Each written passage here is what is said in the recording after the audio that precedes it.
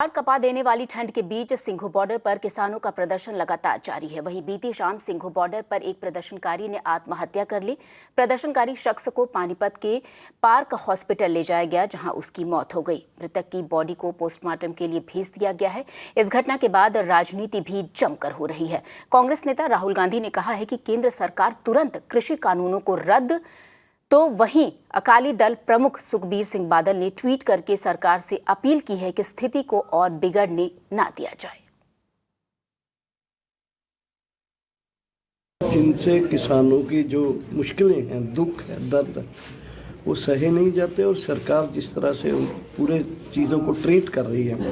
कल को यहाँ बच्चे आएंगे, कोई बच्चा छोटा आया है वो मर जाता है, तो बहुत सारे लोगों की वेदनाएं ऐसे आएंगी। बहुत दुख की बात है उनके सब परिवार के साथ और लोगों के साथ, किसानों के साथ मैं हमदर्दी जाहिर करता हूँ।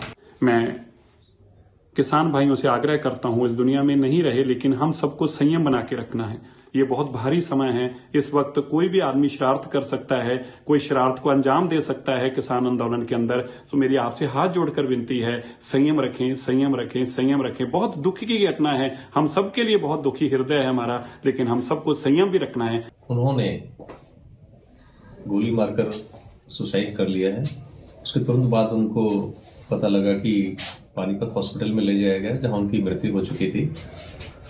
उसके बाद उनको सिविल हॉस्पिटल करनाल ले जाया गया, जहां हमारी सोनीपत पुलिस भी गई हुई है और वहां जांच चल रही है इस बात की।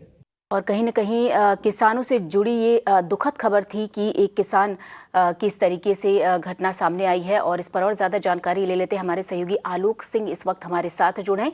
जी आलोक, एक तरफ किसान और सरकार के बीच कोई तालमेल समझौता बनता नजर नहीं आ रहा है, दूसरी तरफ ये खबर आई, सच में अगर कहें तो एकदम से बेहद गंभीर खबर है, ये दुखद खबर है।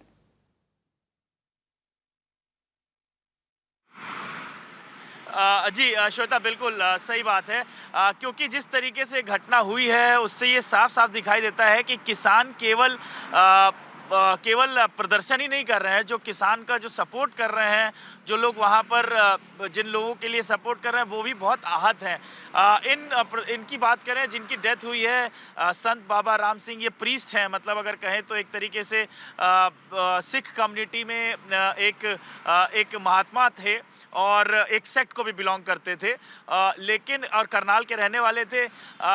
जो प्रोटेस्ट हो रहा है वो करनाल से लगभग अगर हम कहें तो 40-50 किलोमीटर दूर पे है, क्योंकि सोनीपत और दिल्ली के बॉर्डर पे प्रोटेस्ट हो रहा है। तो ये अपनी एक पूरी अपने जत्थे के साथ यहाँ पर आए थे और यहीं पर रुके हुए थे और बताया ही जाता है कि आते जाते रहते थे। कल शाम को इन्होंने अपने आप को गोली मारी है गाड़ी में, ऐसा बताया जा रहा है। हालांकि पुलिस अभी जांच करेगी कि किस सर्कमस्टेंसेस में सारी घटना हुई है।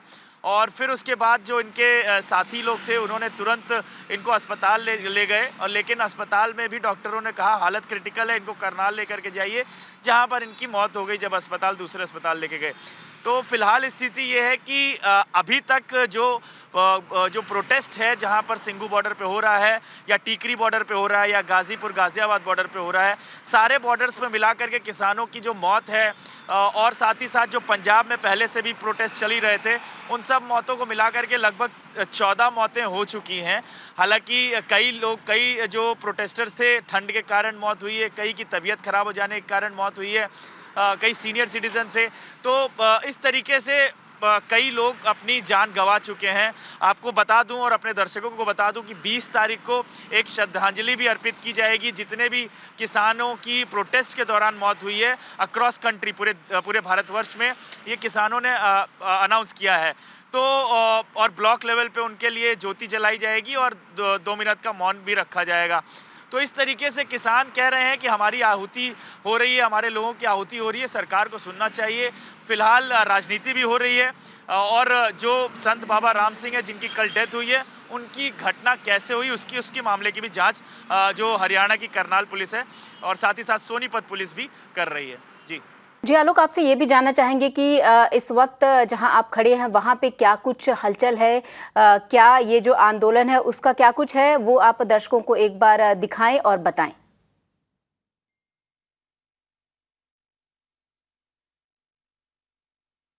जी देखिए श्वेता, फिलहाल तो मैं खड़ा हूँ बुराड़ी का ये क्षेत्र है और मैं आपको बताना चाहूँगा ये जो बैरिकेटिंग लगी हुई है और आप देखिए मल्टी लेयर्ड बैरिकेटिंग जो लगी हुई है वो इस कारण से लगी हुई है ताकि किसान अंदर घुसें, दिल्ली की तरफ प्रवेश करें, अंदर चलना शुरू करें तो उनको रोका जा सके। मल्टी लेयर्ड बैरिकेटिंग कई जगह पर है। साथ ही साथ सिंघू बॉर्डर जहां पर एक घटना हुई है उस सिंघू बॉर्डर पर भी मल्टी लेयर्ड बैरिकेटिंग है। 7 अलग अलग तरह की बैरिकेटिंग की गई है। अगर कहें तो साथ ही साथ जो है पुलिस के साथ वाटर कैनन के साथ ही साथ सीमेंट के ब्लॉक्स लगाए गए हैं, जैसे यहाँ पर आप दिखाई दे रहा है बुराड़ी पे, और जो है कंटेनर है, ट्रक्स हैं, इन लोगों को हॉरिजॉन्टल तरीके से खड़ा किया गया है ताकि जो किसान है अपना अगर ट्रैक्टर ट्रॉलीज और गाड़ियां लेकर के आए तो आसानी से उसको पार ना कर सके। तो पुलिस पूरी तरह से चाक चौबंद व्यवस्था बना रखी है पुलिस ने, लेकिन किसान प्रोटेस्ट जारी करे हुए हैं। उनको इस ठंड है, कड़ाके की ठंड है, लेकिन इस ठंड में भी उनका ये कहना है कि उनके जो हौसले बुलंद हैं और जब तक ये कानून वापस नहीं हो जाते तब तक वो वापस जाने वाले नहीं हैं। जी बिल्कुल आलोक, आपका बहुत बहुत शुक्रिया इस जानकारी के लिए। तो दर्शकों को बता दें कि कहीं ना कहीं जो किसान हैं और हमारी जो केंद्र सरकार है वो दोनों के बीच ठनी है। कोई मामला सुलझता हुआ नजर नहीं आ रहा है, कोई एक पुल बनता हुआ नजर नहीं आ रहा है जिससे ये जो समस्या है उसका कोई निदान निकाला जा सके, कोई हल निकाला जा सके।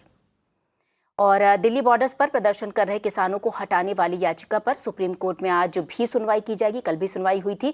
कल हुई सुनवाई के दौरान सुप्रीम कोर्ट ने इस मुद्दे को हल करने के लिए किसान यूनियन, सरकार और अन्य स्टेक होल्डर्स की एक कमेटी के गठन करने की बात कही। सुप्रीम कोर्ट ने कहा कि केंद्र सरकार की किसानों अब तक की हुई जो बातचीत बेनतीजा रही है और जल्द ही किसानों का प्रदर्शन राष्ट्रीय मुद्दा बन जाएगा, इसलिए बातचीत से मसले को निपटाएं।